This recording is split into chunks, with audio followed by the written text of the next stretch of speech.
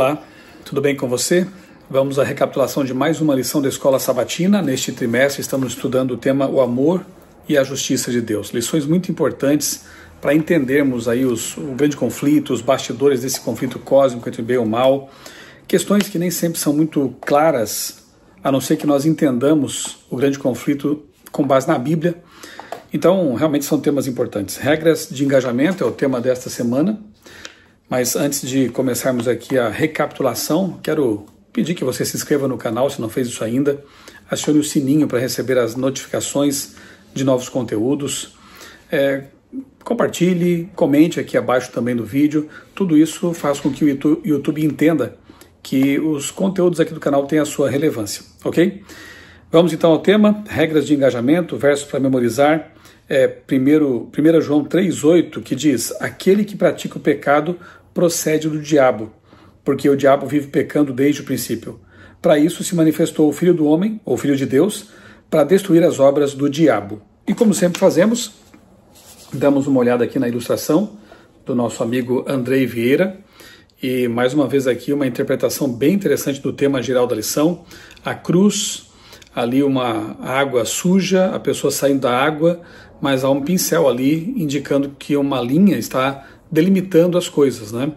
Então, existem limites, existem regras nesse grande conflito que precisamos seguir para irmos em direção à luz, que está lá no fundo da ilustração, indicando ali possivelmente a salvação, a vida eterna, enfim, realmente mais uma ilustração aqui subjetiva, que dá para trazer várias reflexões a respeito do assunto da lição, e o propósito, creio que seja esse mesmo, né? Fazer com que a gente reflita sobre os assuntos tratados na semana.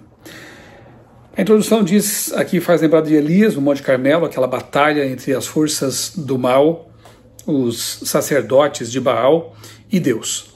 Deus derrotando as forças demoníacas, na verdade. Quando a Bíblia menciona que as pessoas adoravam deuses e ídolos, na verdade quem está por trás disso é o diabo, né? São os anjos maus, porque a intenção é desviar de Deus, sempre. Por trás dos deuses que as nações pensavam que adoravam, havia algo bem mais profundo. Moisés disse lá em Deuteronômio 32:17, ofereceram sacrifícios aos demônios, não a Deus, sacrificaram a deuses que não conheceram, novos deuses que vieram há pouco, diante dos quais os seus pais não tremeram. Então, sacrifícios a demônios. E Paulo, na mesma linha, acrescenta que as coisas que eles sacrificam são sacrificadas a demônios e não a Deus. E eu não quero que vocês estejam em comunhão com os demônios. 1 Coríntios 10, verso 20. Todos os textos bíblicos que se referem à idolatria e aos deuses estrangeiros tratam do conflito cósmico. Então isso é bem óbvio, né? Nós sabemos que há duas forças oponentes nesse conflito, a de Deus e a do inimigo.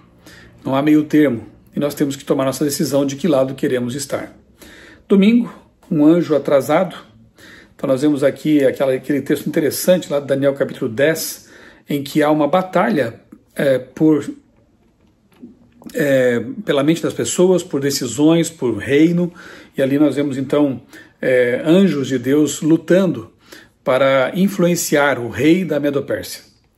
E aqui diz assim, que durante 3 semanas, Ellen White, no livro Profetas e Reis, página 332, por 3 semanas Gabriel se empenhou na luta com os poderes das trevas, procurando conter as influências que estavam agindo na mente de Ciro. Tudo o que o céu podia fazer em favor do povo de Deus foi feito. A vitória foi finalmente ganha. As forças do inimigo foram contidas durante toda a vida de Ciro e de seu filho Cambises. Para que o conflito cósmico possa acontecer, Deus não deve exercer todo o seu poder. O inimigo precisa receber alguma liberdade e poder autênticos que não podem ser removidos de maneira arbitrária, mas restringidos por alguns parâmetros conhecidos por ambas as partes, cujos detalhes não nos são revelados. Parece que dentro do conflito cósmico existem alguns parâmetros aos quais até os anjos de Deus se submetem e que podemos chamar de regras de engajamento, que é o título da semana, né? Regras de engajamento. Bem, o fato é que se Deus, o Todo-Poderoso, o Criador do Universo, quisesse resolver tudo de uma vez, num piscar de olhos, ele faria isso, simplesmente.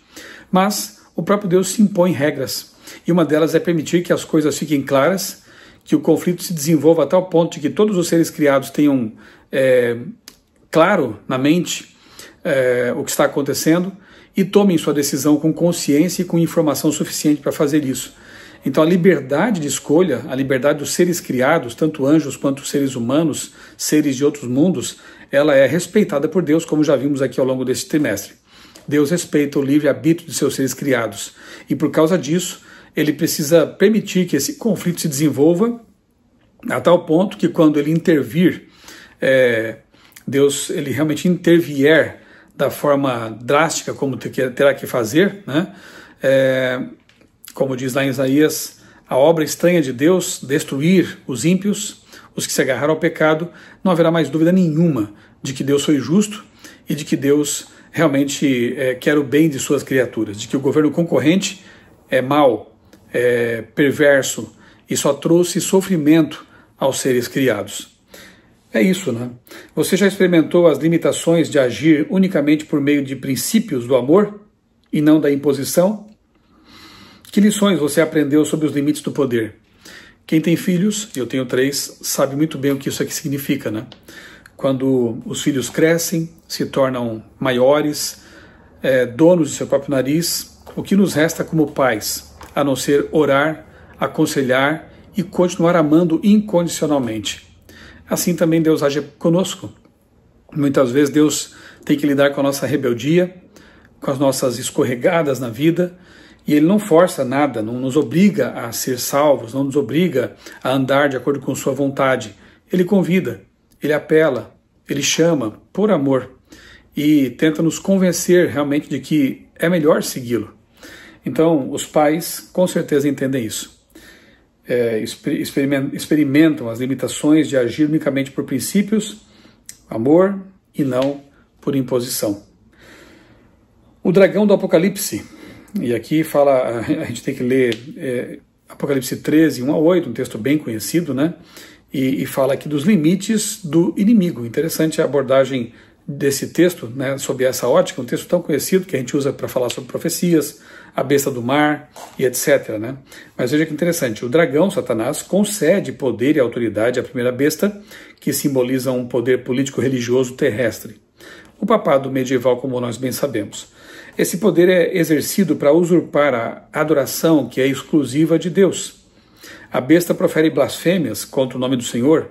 Além disso, trava guerra e chega a vencer os santos de Deus, pelo menos por um período de tempo que são os 1260 anos de perseguição de supremacia papal. Essa autoridade e poder de atuação mundial lhe são dadas pelo dragão, o príncipe usurpador deste mundo. Sequestrou o planeta Terra. No entanto, também existem limites claros para Satanás e seus agentes, incluindo limites de tempo. Diz o texto que ai da terra e do mar, pois o diabo desceu até vocês cheio de fúria, sabendo que pouco tempo lhe resta. Então ele tem um tempo de atuação, mas chegará um momento que Deus porá fim a isso e o mal ficará no passado. E temos também o texto que diz que Deus enxugará dos olhos toda lágrima e já não existirá mais morte, nem luto, nem pranto, nem dor, porque as primeiras coisas passaram. Portanto, haverá um momento em que, repito, Deus porá fim à maldade, ao mal, ao conflito, e nós viveremos para sempre no paraíso restaurado. Mesmo que seja difícil ver isso agora, no fim, o bem triunfará para sempre sobre o mal, porque é tão importante que nunca nos esqueçamos dessa promessa maravilhosa.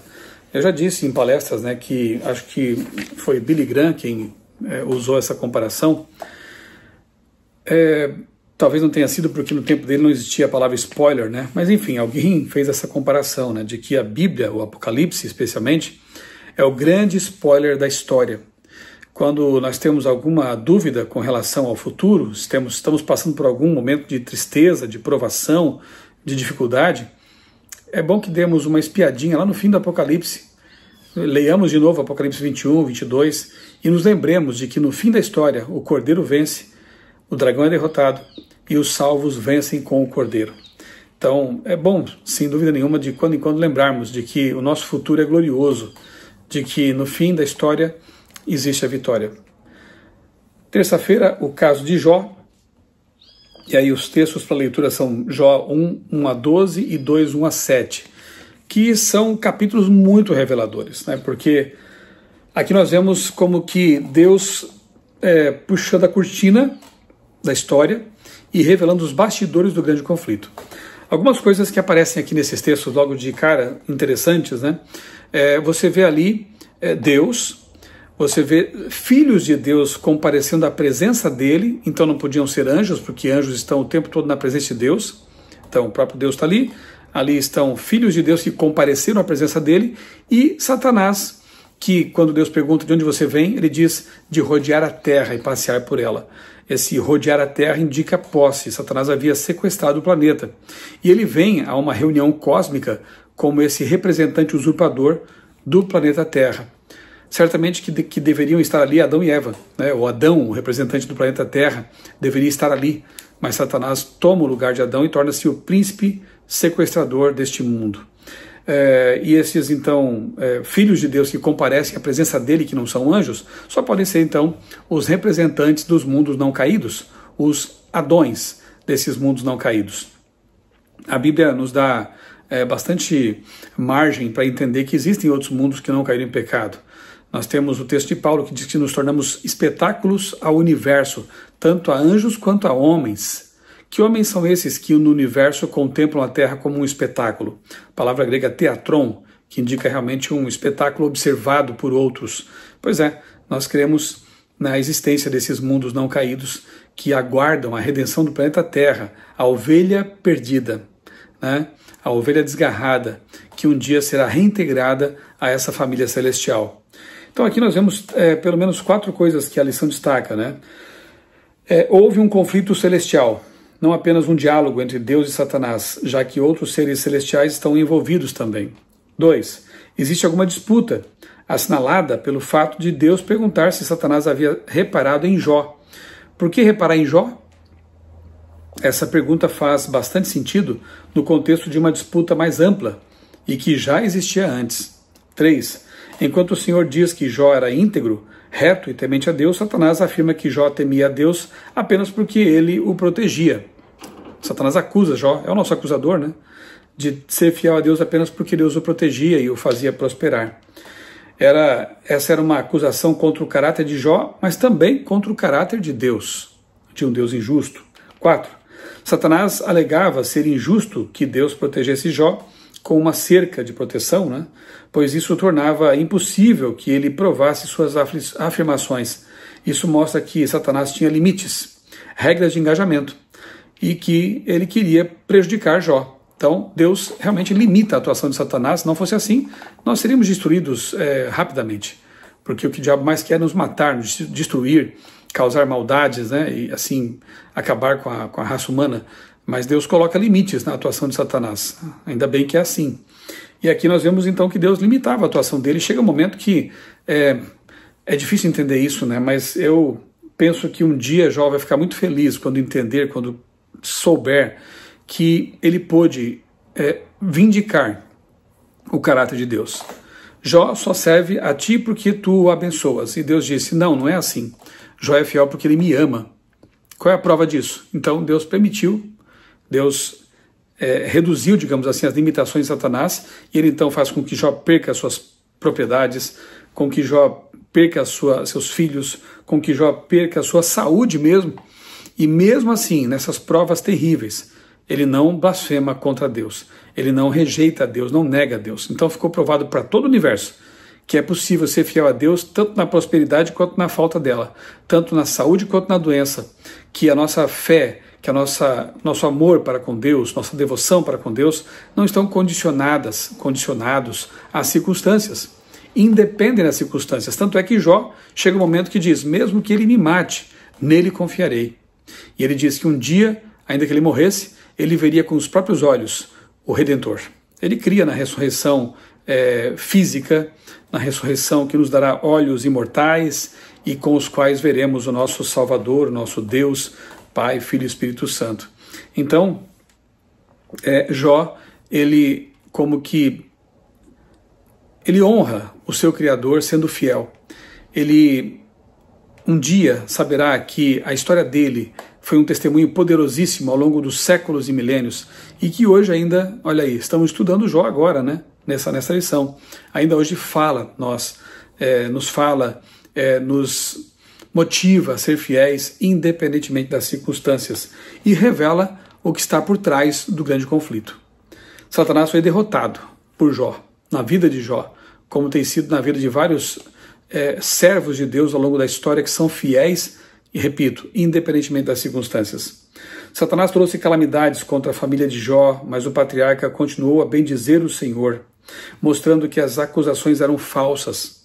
A história de Jó ensina várias coisas. Primeiro, existem regras de engajamento no conflito. Segundo, existem parâmetros na corte celestial pelos quais as acusações contra o Senhor são respondidas, sem que ele viole os princípios do amor, o fundamento do governo de Deus e sua maneira de dirigir o universo e as criaturas inteligentes. As cenas celestiais descritas no livro de Jó nos oferecem uma visão fascinante da realidade do grande conflito e de como ele se desenrola aqui na Terra. Quarta-feira, o príncipe temporário deste mundo. Temporário. Então nós temos aqui vários textos que falam que Satanás é o príncipe deste mundo, aí vem o príncipe. Por que ele é o príncipe dessa terra e não Adão? Repito, porque Satanás levou Adão e Eva ao pecado, e com isso ele sequestrou o planeta, ele usurpou a posse que era de Adão e tomou para si, por um tempo. Um dia ele vai ser destronado e Adão será reentronizado, receberá a coroa do próprio Jesus. Existem regras que limitam o que Deus pode fazer ao agir em harmonia com os princípios que fundamentam o seu governo. Esses limites incluem, por exemplo, conceder livre-arbítrio às criaturas. 2. Agir segundo as regras de engajamento pactuais, sobre as quais não temos pleno conhecimento, pelo menos não por enquanto. Esses impedimentos e limitações à ação divina têm consequências significativas para a capacidade moral de Deus de reduzir ou limitar ou eliminar imediatamente o mal neste mundo. Assim, o mal e o sofrimento continuam a existir, o que pode, de fato, levar muitas pessoas a questionar a existência de Deus ou a sua bondade. No entanto, quando compreendemos o plano de fundo do grande conflito e os limites que o Senhor colocou sobre como ele lidará com o mal, conseguimos, até certo ponto, entender melhor o porquê disso, pelo menos até o triunfo final de Deus sobre o mal. Então não esqueça, o domínio de Satanás é temporário e limitado neste mundo, e um dia será arrancado dele. Quinta-feira, limites e regras. Tal conflito não pode ser resolvido simplesmente pelo poder, mas exige que cada lado demonstre suas afirmações. Quando são apresentadas alegações graves contra alguém que está no poder, a melhor e talvez a única maneira de responder a essas acusações é permitir que seja feita uma investigação independente, imparcial e aberta. No caso de Deus, se as acusações ameaçam o seu governo, que está fundamentado no amor, elas não podem simplesmente ser varridas para debaixo do tapete. Por isso Deus está lidando com esse conflito da forma mais clara que ele poderia, de forma transparente, sendo que ele mesmo está no banco dos réus, tendo sido acusado por Satanás de injusto. Um dia tudo ficará claro e todos saberão que Deus é justo, Deus é amor e lidou com o conflito da forma mais sábia e amorosa possível. Nós temos aqui então Marcos 6, 5, 9, 29 e outros, para lermos aqui sobre essa questão das regras, né? E aqui é dito que Jesus, ele não pôde fazer muitos milagres lá na sua terra, né? Porque havia dúvida, eles eram incrédulos. Olha só como a incredulidade limita a atuação do próprio Jesus. E depois lá em Marcos 9, ele diz que essa casta de demônios só é expulsa por meio de oração. Então aqui nos faz pensar que a oração, embora não compreendamos tudo a respeito disso, especialmente quando se trata de oração intercessória, a oração ela desempenha um papel nesse grande conflito. A oração intercessória é como que autoriza Deus a agir na vida de outras pessoas. E há tantas experiências bonitas nesse sentido, né? E eu tenho dito que aprendi uma lição quando lembro de uma pessoa, quando eu acordo pensando em alguém, quando eu sonho com alguém, e imediatamente eu oro por essa pessoa. Eu não sei o que está acontecendo, o que pode acontecer, mas eu sei que a oração, Deus nos convida à oração. Eu sempre conto essa história porque para mim ela é bem emblemática. Meu sogro, certa ocasião, acordou com um desejo de orar pelo filho. E ele fez isso, orou intercessoriamente pelo filho. Naquele exato momento, o meu cunhado estava passando por um acidente grave na rodovia. E ele ficou ileso, não sofreu um arranhão. Então, repito, a Bíblia manda orar sem cessar e orar uns pelos outros. Não entendemos muito bem como essa coisa funciona da oração intercessória, mas entendemos que é uma ordem de Deus. Então, façamos isso, oremos. Aqui, olha só, a atitude de incredulidade limitou Jesus. Que coisa, não? E a oração, ela pode expulsar demônios. Então, se não orarmos, não confiarmos, não pedirmos, pode ser que isso não aconteça. Façamos uso da oração, oremos mais. No grande conflito, a oração tem um poder incompreensível, mas poderoso. Então, obedeçamos ao que a palavra diz, oremos sem cessar.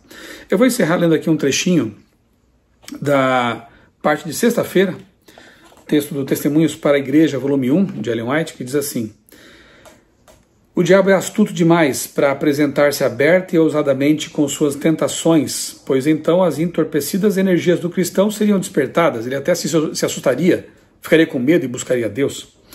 Ele haveria de apoiar-se no forte e poderoso libertador, o cristão, que visse isso, né? Aproxima-se, porém, sorrateiramente o diabo e atua de maneira disfarçada, por meio dos filhos da desobediência que professam piedade. Não se esqueça disso. O diabo raras vezes aparece como ele é, abertamente, porque se ele faz isso, as pessoas têm medo, as pessoas correm para Deus. Agora, quando ele age de forma sorrateira, por meio de enganos, de ideologias, de pessoas, de situações, muita gente cai nessas armadilhas. Então fiquemos atentos. No grande conflito cósmico entre o bem e o mal, o diabo é especialista em agir de forma dissimulada para enganar as pessoas. Deus nos ajude a entender as regras, a entender os limites, sobretudo a estar apegados a Jesus para ser vitoriosos nesse conflito. Vamos orar? Bondoso Deus, maravilhoso Pai, muito obrigado, Senhor, por essa lição da Escola Sabatina que nos fez pensar mais uma vez na importância de estarmos atentos, de termos discernimento espiritual, de estarmos em comunhão com Jesus para ser vencedores nesse conflito. Ajuda-nos, Pai, a estar sempre unidos a Jesus, a segurar firmemente as mãos de Cristo para ser vitoriosos com Ele, pois é em nome dEle que nós oramos e agradecemos tudo isso. Amém. Só lembrando que nós temos uma viagem marcada no mês de maio, Expedição Instituições. Eu fui convidado pela agência Mapa na Mão para ser o guia histórico e espiritual nesta viagem, em que os participantes vão visitar Novo Tempo, vão conhecer as instalações da Novo Tempo, quem sabe algumas pessoas que trabalham por lá, vão conhecer a Casa Publicadora Brasileira, fazer um tour pela editora, ver como Deus tem abençoado essa obra de publicações e conhecer também o NASP Campos de Engenheiro Coelho e o Museu de Arqueologia Bíblica lá do NASP. Então uma viagem muito interessante, institucional, também passa por lugares históricos e bonitos nesse percurso aí, e faltam poucas vagas para ser preenchido o grupo ali que vai participar dessa viagem. Então você é convidado, aí está o cartaz com o contato da agência, mande uma mensagem aí para eles e você vai receber todas as informações. E se você conhece alguém que queira conhecer essas instituições com um guia ali explicando tudo direitinho, envie esse convite então para essa pessoa, tá bom? Um abraço, Deus abençoe grandemente a sua vida e também a sua família.